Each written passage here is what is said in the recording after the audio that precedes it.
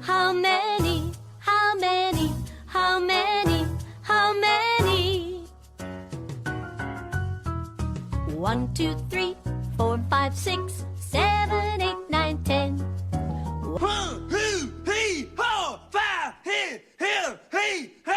All right, what did I get up to? Hello, everyone, and welcome to a new episode of How Many? Have you missed us? We are the only podcast in the whole internet that counts. I am one of your hosts, Jesse Jackson, and joining me today is Scott Jr. And filling in the guest chair, doing a absolutely great job, Bob who, I ask, Dave. Thank you. Yeah, who's Bob? Yeah. So, Junior, I believe you have a topic for us this time. Yeah, so we recently just got done with the NFL draft, and we had the nominees for the next NFL Hall of Fame to go into next year. So I thought it would be a good idea to kind of look back at all of the great NFL players. Most of them are in the Hall of Fame, some aren't.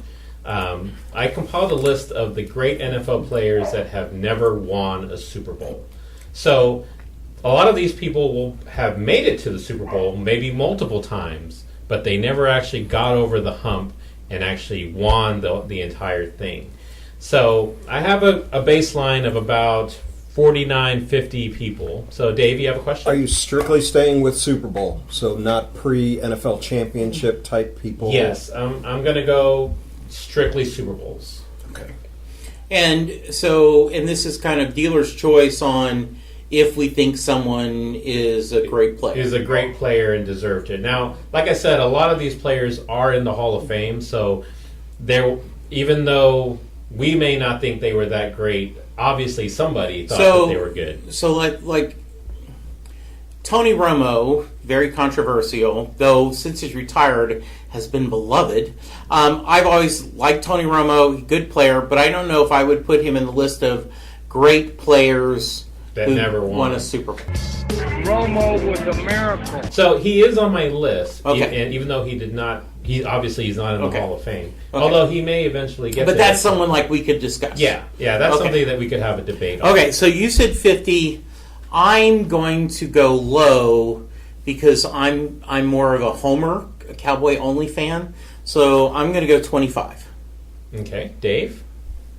So you're saying how many greats? How many do you think are great? Now, like I said, these are almost all Hall of Famers. And they don't have to be.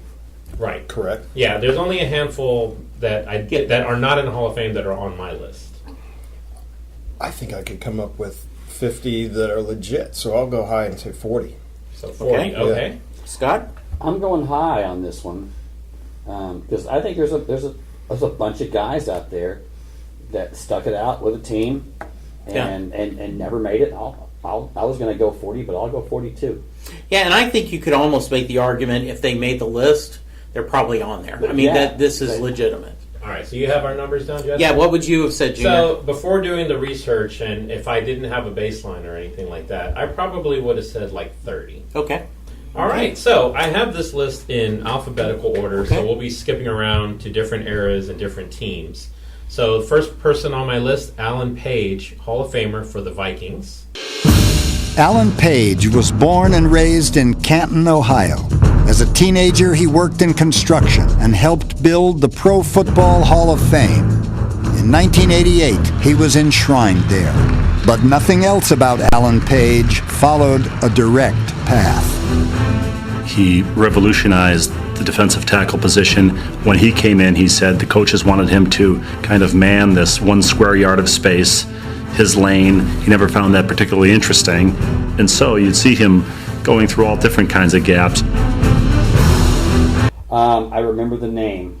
I don't remember his career, obviously. I would have player, part of the Purple People Leaders of the 70s. Yeah, see, absolutely one of the great outside rushers. When he, predated guys like Charles Haley and really created the template for the outside rusher. When you're a defensive line that has a name like Purple People Leaders that people remember 20, 30 years later. I mean, it started with him. Is he one of the the Vikings made multiple Super Bowls and never won, right? With Tarkenton. Correct. So He was part Yes, of that group. absolutely. I don't recognize the name, but based on that, I will say yes. All right, so we'll say yes. Scott, Yeah, I'm a yes. All right, Anthony Munoz, offensive lineman for the Bengals. Yes. Hall of Famer. Some say one of the best offensive linemen ever, so Right. you have that's Okay. an absolute All right, yes. so we'll say yes on that one. No brainer here. Barry Sanders, Lions. Oh, yes. Could be argued as the greatest running back of all time. As Right. they did- yes. One of the biggest joke debates on the ticket, Barry versus Emmett. Who you Yeah. got? Yes. Each of Barry Sanders' 10 seasons was a masterpiece. He rushed for at least 1,100 yards every year he played, and 6 times was a first-team All-Pro. All right, so Barry Sanders, definite yes. Bruce Matthews, offensive lineman for the Oilers. Another name I recognize. So, I mean, and it's an offensive lineman that I recognize. Yeah. So that tells me that he has to be Yeah, good. Yeah. as we go through the list, you're going to recognize a lot of teams get mentioned over and over. Yeah. Yeah. Bengals, Vikings, yes. Oilers, Yeah. lots of people that did not have success in the 70s and 80s. Yeah, there is it's worth a discussion of great teams that Never won. didn't win a Super Bowl. Yeah. And that's a whole other thing. Yeah, well, that's definite feature topic. Okay. So Bruce Matthews, yes, Yes, for everybody. again. All right. Here's another easy one, I think. Bruce Smith, Yes. Buffalo Yes. Bills, made it to a ton of them. Yeah. Could never get over the hump. Lost twice to the Cowboys. Right. Yeah. To the Giants on the Scott Norwood ride right. Yeah. That's a killer for them. So Bruce Smith, yes. Yeah, remember a few episodes ago we talked about what would be the one sports play if you had a redo, and Bob and I both said game 5 of the World Series. Every Buffalo fan that Sees that field goal go yeah. wide right. The quiet man of this football team, Scott Norwood. He can fire the shot heard round the world now. Snap, spot, in the air. It's got the distance. It is. No good!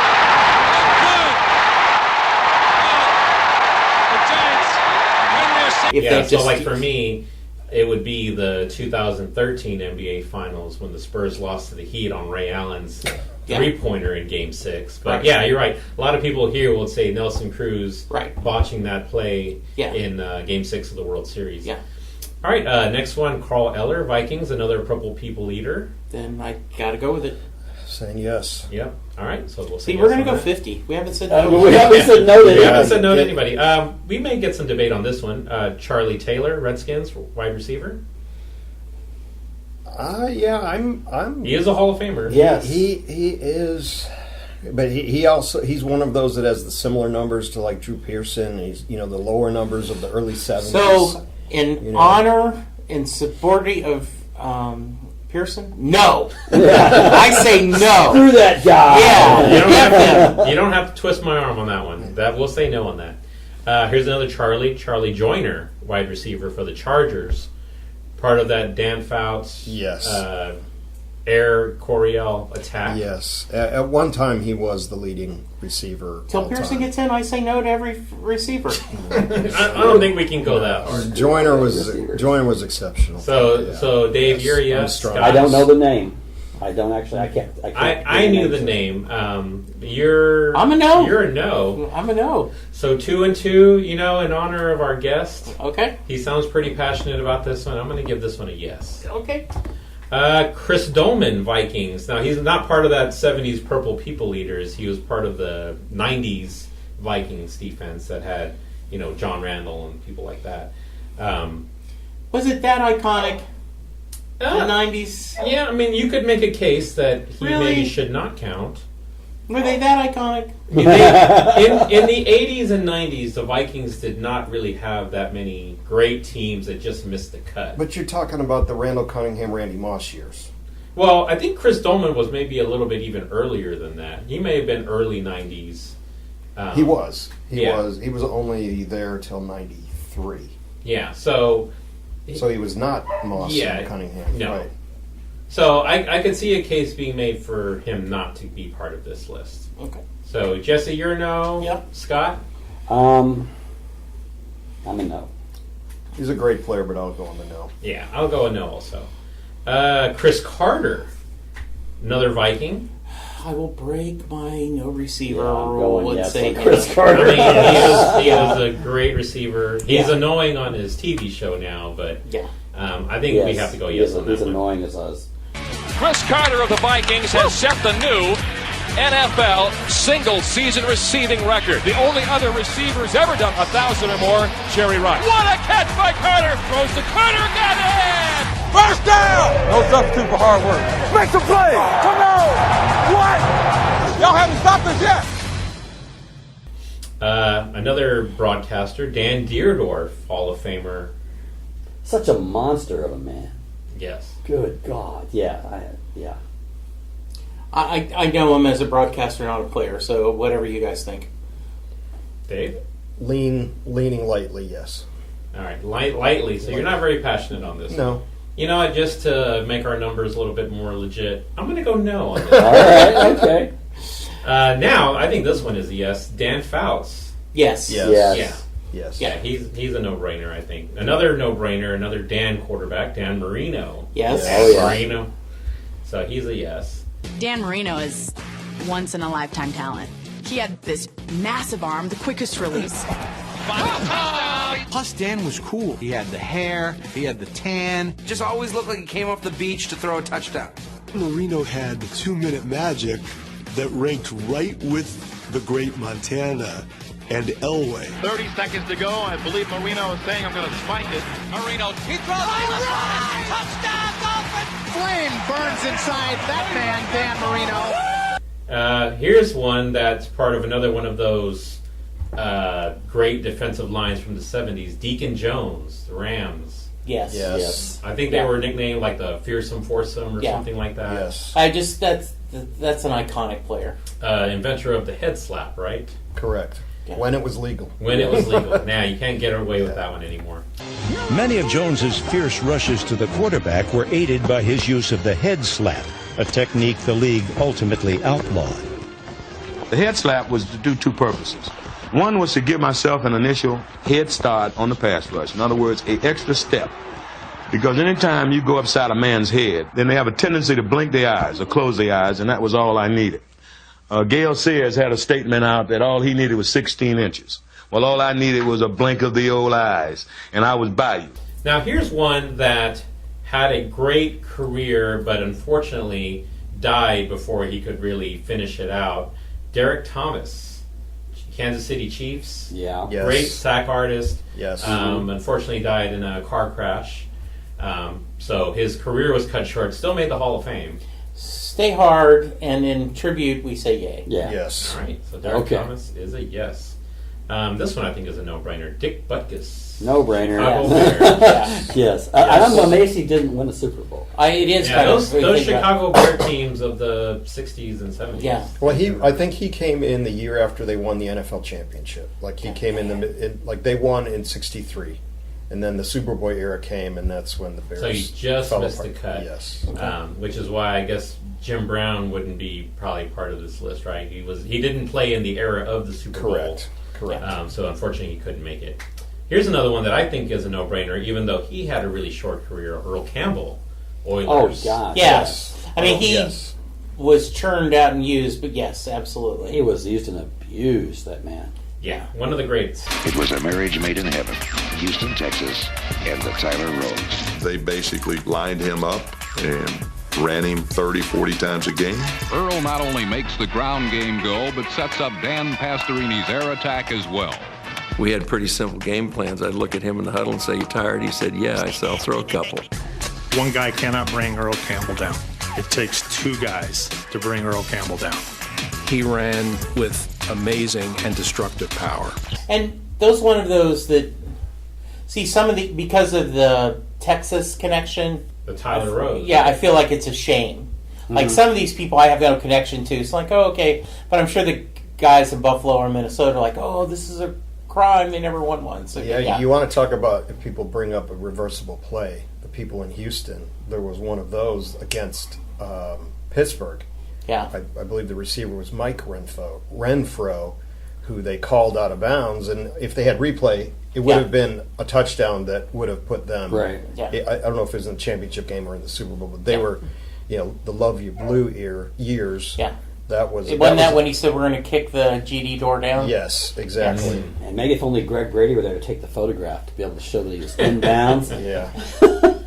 And here's the quick shot as they throw it out to the far side, and it is caught out of bounds. I think he had 2 feet in. I got to say what I'm seeing. And he scored a touchdown on that. See 2 feet in. Renfro is upset.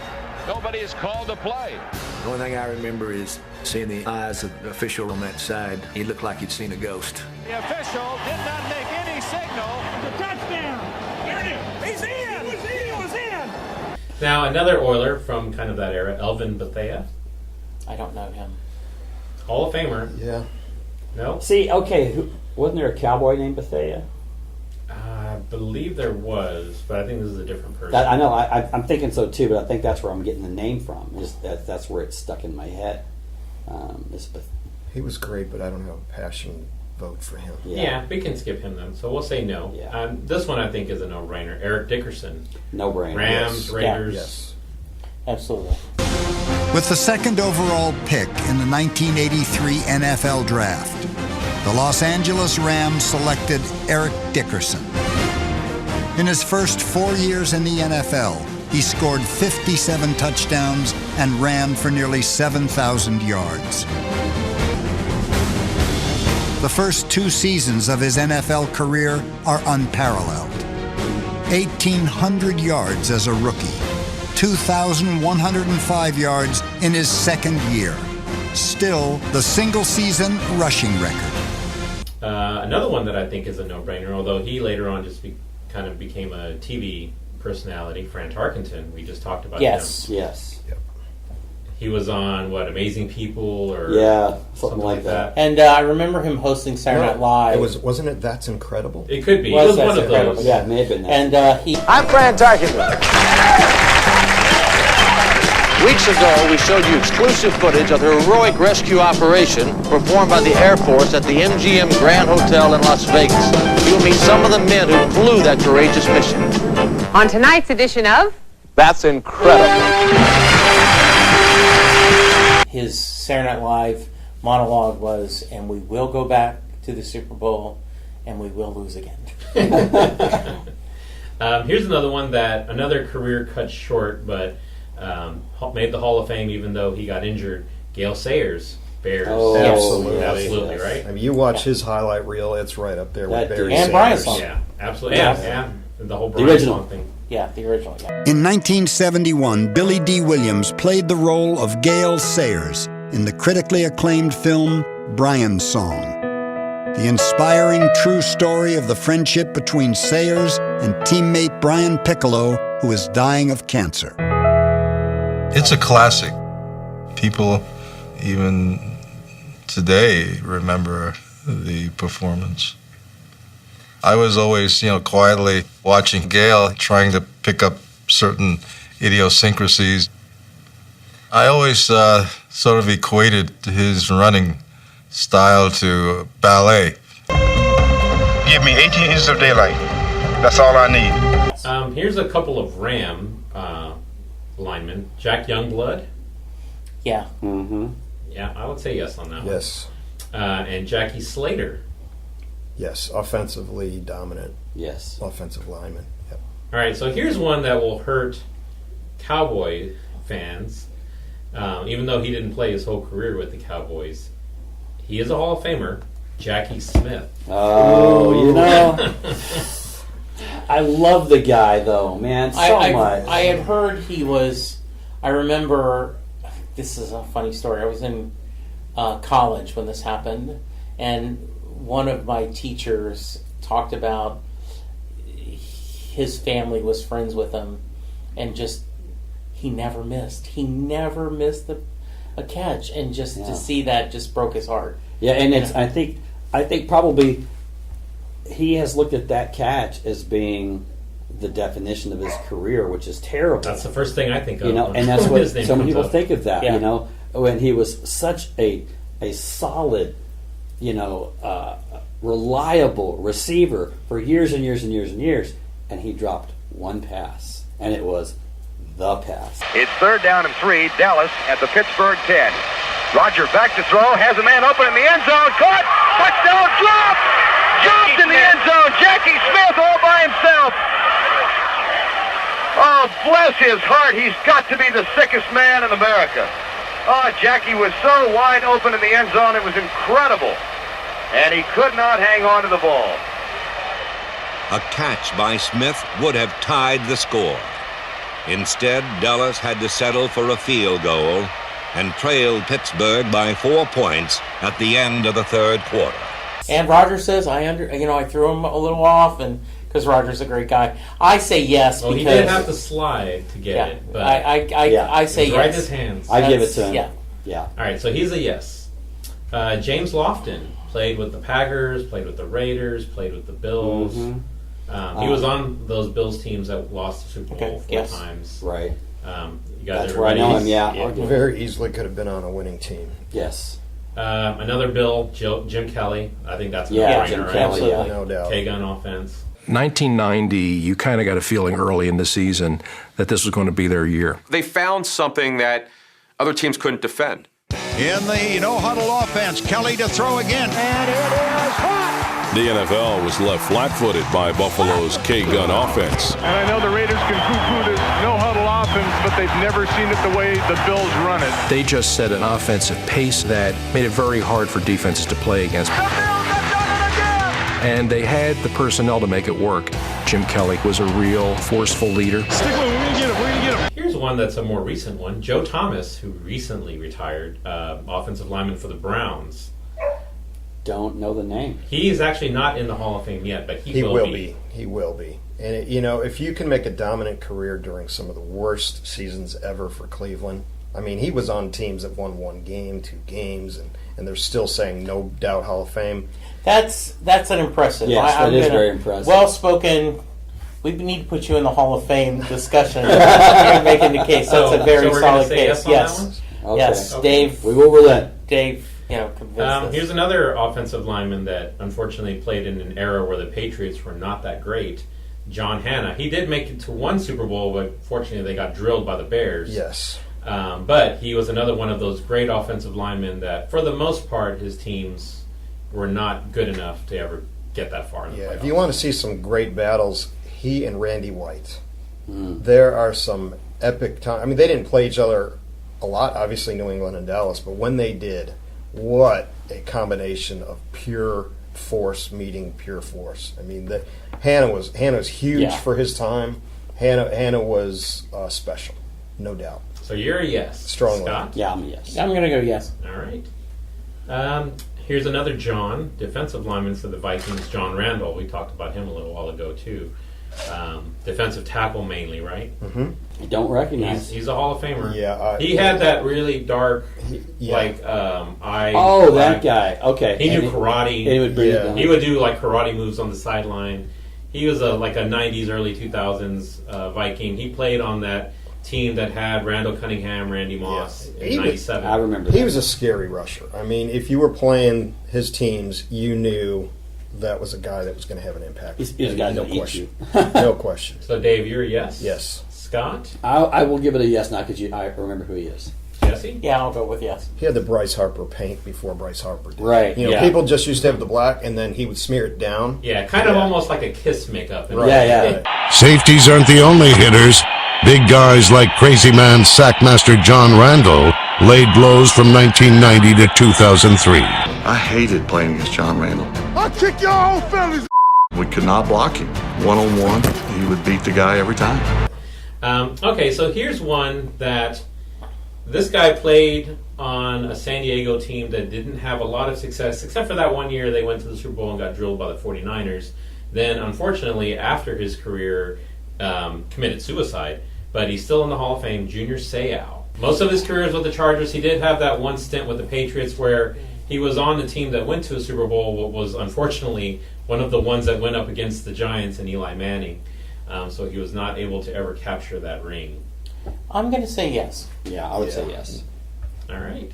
Here's another Charger, but in the Dan Fouts era, Kellen Winslow, father of Kellen Winslow Jr., who has had a very entertaining career and a lot of legal issues there. But the original Kellen Winslow was a great tight end.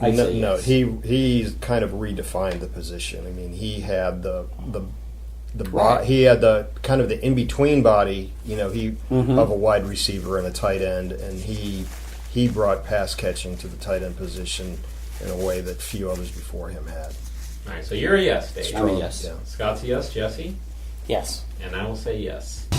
Kellen Winslow's athleticism was on full display in the Epic in Miami. On top of having 13 receptions for 166 yards and 1 touchdown, Winslow's total effort included his block of a potential game-winning field goal in the final seconds of the fourth quarter. The Dolphin game stands as Winslow's signature moment. Of greater impact was his role in advancing the possibilities of the passing game.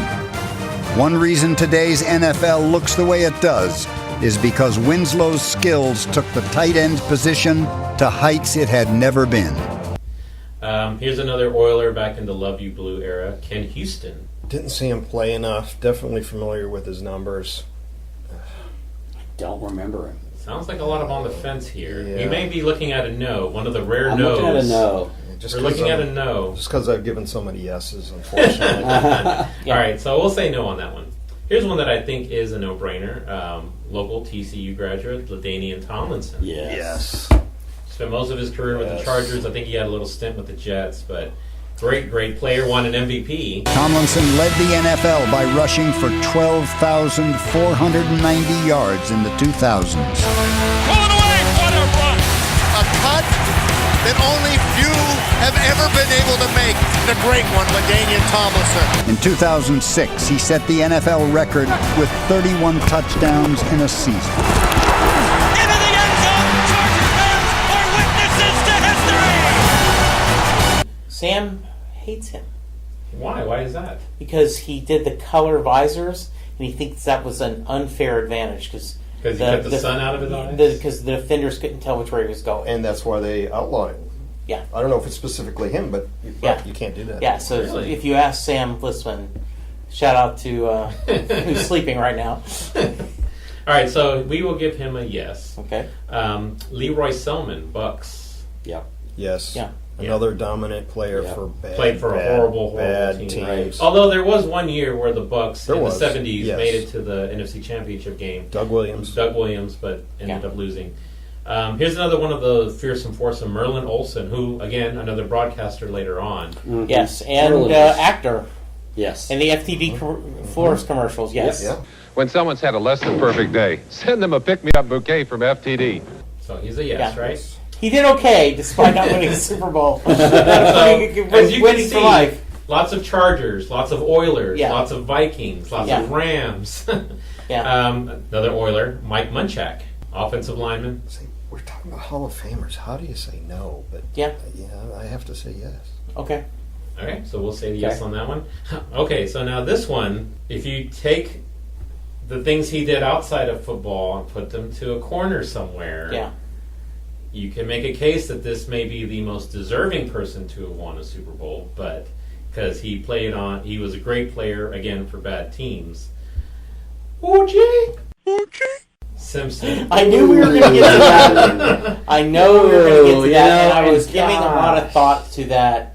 So hard to separate. He was such an amazing player, right? Yes. Oh, gosh. And so good at playing OJ, his persona, and comes across so likable, on broadcasting and acting and loved everything. him in the Naked Gun movies. Yeah.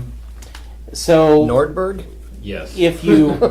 I think if we're going to talk about great running backs that never had a chance to, win the Lombardi, I'm going to vote yes. Right. Okay, so Jesse, you're a yes. Scott? Yeah, I support O.J. Simpson and his murders. Just as a player, yes. Of course, I have no problem with this vote. Yeah. Okay. Yeah, I'm a yes too, actually.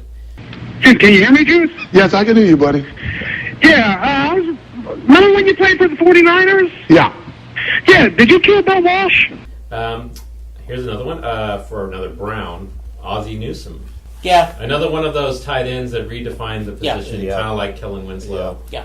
So I would be a yes. I don't think he's as dominant as Winslow, but yes. Yeah. For a while though, didn't he lead like the all-time receptions? Yep.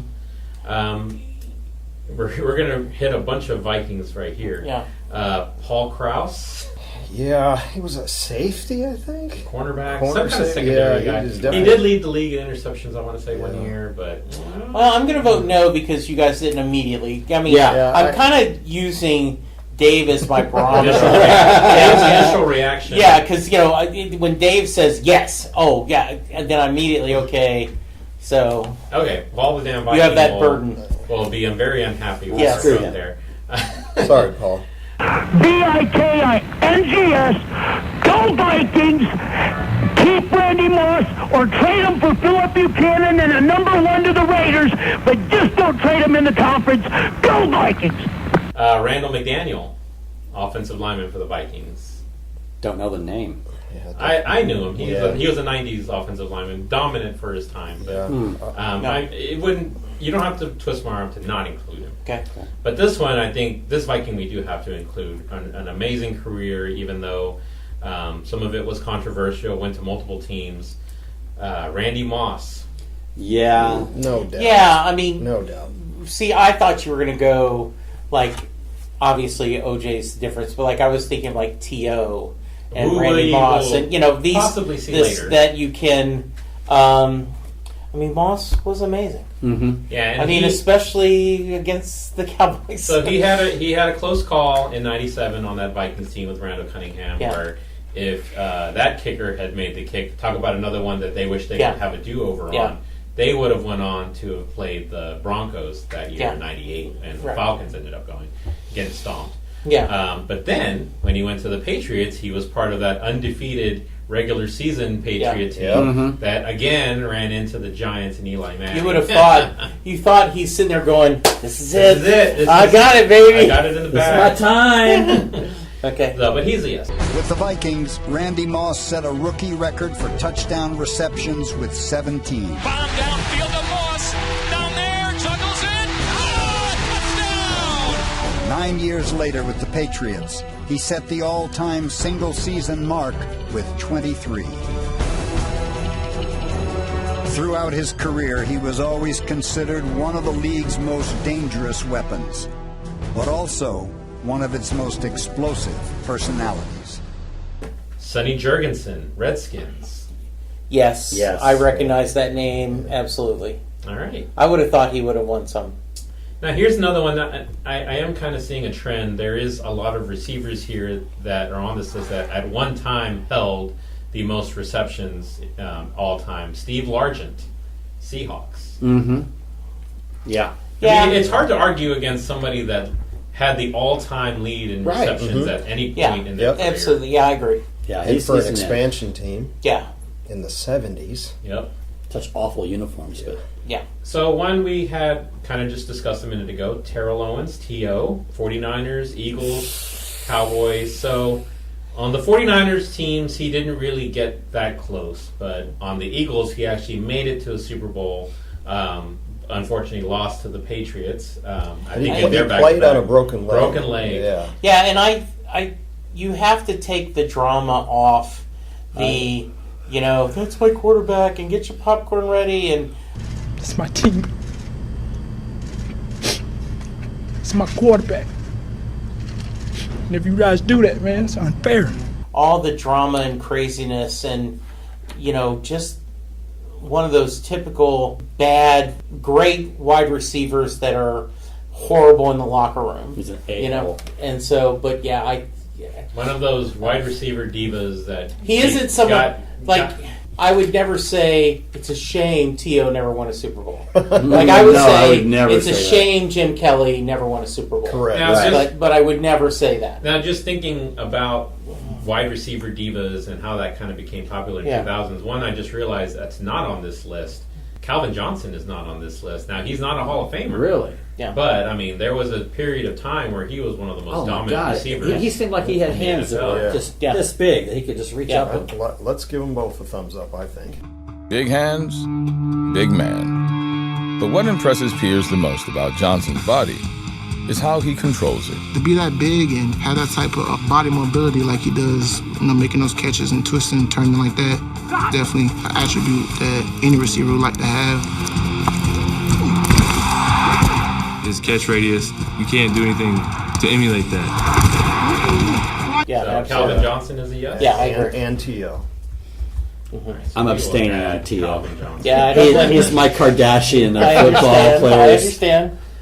So another Buffalo Bill that unfortunately was part of that 4 Super Bowl losing streak, Thurman Thomas. Yes. Yep. Now here's one that I don't think ever really made it to a Super Bowl. Another one of those redefine the tight end kind of players, Tony Gonzalez, who I think is another one that led the most receptions all time for a specific time in the NFL. There's not a whole lot of tight ends in the Hall of Fame, but I think you've named almost all of them. Yeah. So Tony Gonzalez is a yes. Yes. All right. So one we talked about at the very beginning of this episode, near and dear to all of our hearts, Tony Romo. Yes. Not a Hall of Famer yet. Who knows whether he'll get in or not. So I'm voting as a Cowboy fan that it just would have been so cool that final unsigned free agent Parcells sees something there. You go through all the drama of Tony buying his own hype, the backwards cap, and then all of a sudden maturing and bringing the team.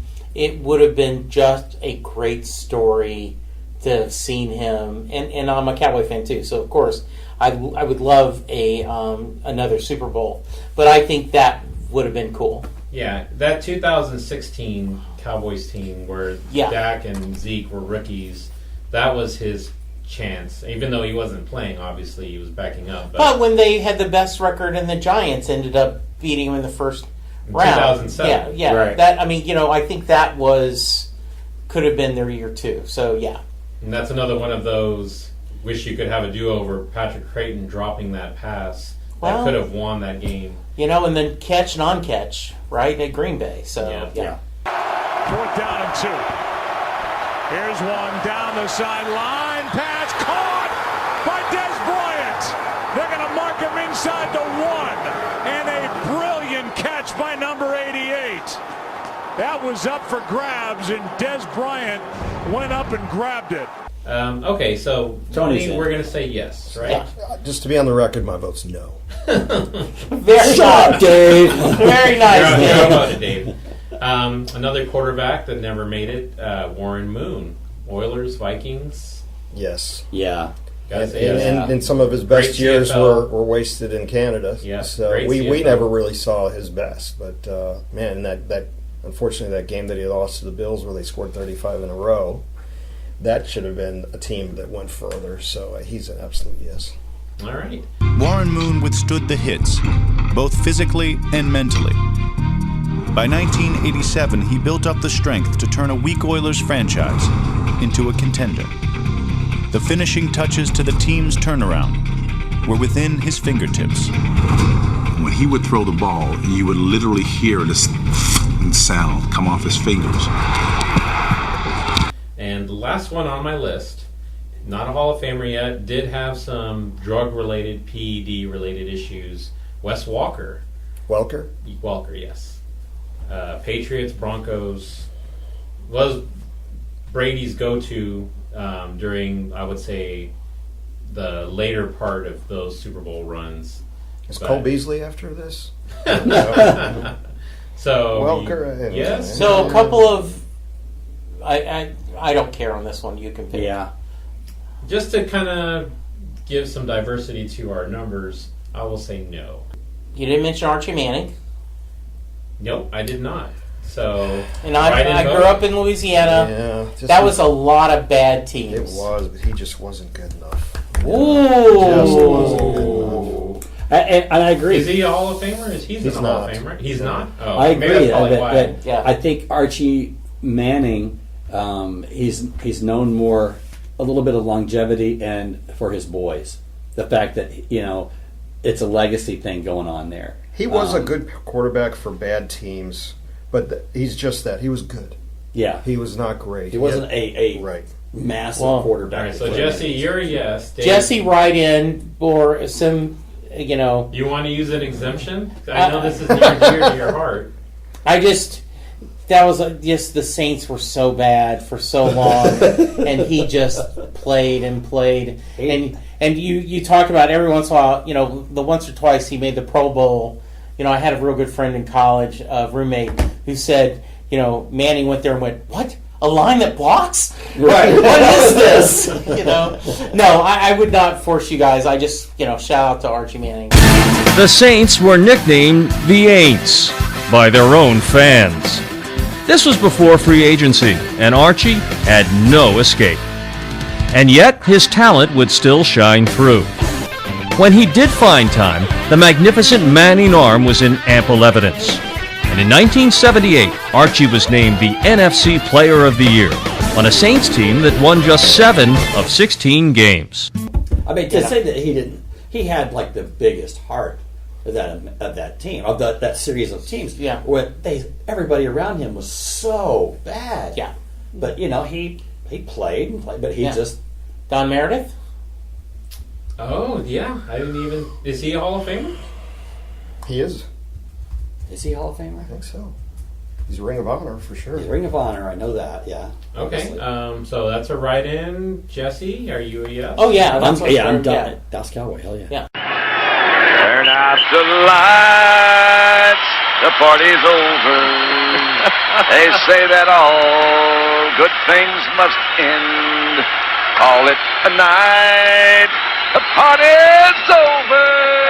And tomorrow and next year starts the same old thing again. And what's nice is, some other people that you don't think, like Danny White never won a Super Bowl, but he was part of the Super Bowl team. Right. Bill Bates got on the Jimmy side toward the end of his career and contributed. I'm not saying, Bill Bates rode the bench. I'm just saying there are people you think about during that time that were beloved. We can go through dozens of Rangers that have never been won a World Series that we beloved. But that was the only two I could think of right now. Do you guys have any others? Yeah, do you guys have any other write-ins? Jason Taylor? Dolphins? Yeah, I don't think he ever won anything. Is he in the Hall of Fame? I think he just recently got in, right? Last year, yeah. Okay.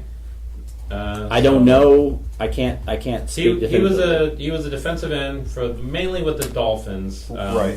He was a great pass rusher. Right. And another one would be another Hall of Famer, Aeneas Williams, cornerback for the Cardinals. Yeah, that one is. I'm a little lukewarm on that one. That's fine.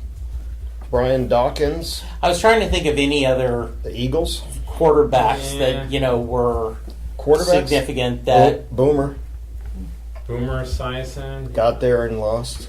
Not really a Hall of Fame caliber player, right? I would be lukewarm on him. Okay. Anybody else? Any other writings? I can't think of anything. Kevin Green. The Rams and Steelers. Yes, and Panthers. And, he wasn't on that Steelers team that... No, I guess Bobby Hebert? Just I liked Bobby Hebert. Bobby Hebert was the Cajun cannon. Like that whole linebacking core, Ricky Jackson. When they Mills. Yeah. When they interviewed him, when the Saints won the Super Bowl and they talked about, him screaming, yelling, he says, I just get... when the defense scores is what makes me crazy, because the odds are if the defense scores, that's a long way toward a win. And he says, so that's when, because they were playing him getting crazy in the booth. So, yeah. So right. For our write-ins, we said Calvin Johnson, yes. Archie Manning, no, unfortunately, for Jesse. Don Meredith, yes. Jason Taylor, yes. He even had to live through Katrina, you guys are getting Aeneas Williams, no. Okay. The Anus, Man, the anus was on him. He should have moved. The anus? The heinous. The heinous. Oh! The heinous. I don't think so. All right, so to remind us, Scott said 42, Dave said 40, Junior said 30, and I said 25. Our number is 44 yeses. Yes! All right, Scott. Scott. Yes. The showcase showdown. All right. Yeah. All right. So hey, fun discussion. We're excited. Just as a tail end, they announced today that Jerry Fraley died. Yeah. And their Twitter is talking a lot about it. He is a local writer, 2-year battle of cancer. Known for everything, but I did want to read this. Someone said that when the Rangers were going to the World Series the first time, and they got it on a strikeout of Alex Rodriguez, and Jerry Fraley looked over and says the Rangers were always hoping that Alex Rodriguez will get into the World Series, and now he has. Move to the ninth, Neftali Felice in, 2 out. A former Ranger, A-Rod, stands in his way. Felice the high set. Here comes the pitch. Breaking ball, strike 3 call! The Rangers are going to the World Series! So stay hard, Jerry Fraley. He was great on the ticket and great writer. All right, I am Jesse Jackson. You can find me on Twitter at JesseJacksonDFW. You can find me, Junior, at Mexican_Junior. You can email the podcast, howmanypodcasts@gmail.com. You can also check out our YouTube channel. Scott? Scott, at Scott_Matula on the Twitter. And thank you again, Scott, for hosting us. I was about to say thank you. Lovely house. Scott had delicious muffins. Homemade muffins. He gave us a skin show that we won't talk about. And hey, Dave, you did wonderful. I hope you had fun filling in. Absolutely. Dave Slipka, DSLIEPKA. All right. So, hey, thanks for listening. Go to iTunes, rate and review us. I don't think we have but like 3 ratings, so if we some of them are written by me. Yes, and us, yes. Our show. So, hey, if you guys could go in there and give us a rating, that would really appreciate it. Subscribe to the podcast, and we appreciate it. All right. And YouTube. We have the YouTube channel. Feel free to subscribe. Yes. I think we have 1 whole subscriber right now. So and your opportunity to double it. Yes. Yes. And coming up soon, I hear Junior's working on another karaoke episode. Yes. At some point, we will have a second part of our karaoke series where we just take all of the different times that me and Bob and all of us tried to go ahead and sing along with whatever was being discussed. So we'll compile that at some point. And please email us with what a topic you'd like us to cover. We'll give you a shout out during the episode because we're always looking for material. For now, thank you guys. Talk to you soon. It was a game a handful of spectators came to see. A tug of war, 22 nameless men grappling in the mud. They called it pro football. It starts with a whistle and ends with a gun. 60 minutes of close-in action from kickoff to touchdown. This is pro football, the sport of our time. The men who play it are the best there are, disciplined professionals who perform on a stage 100 yards long. For the audience crowding the stands, the drama begins with a slap of leather in the song of Men in Motion. But for 1,500 professional football players, it begins in the relentless heat of midsummer.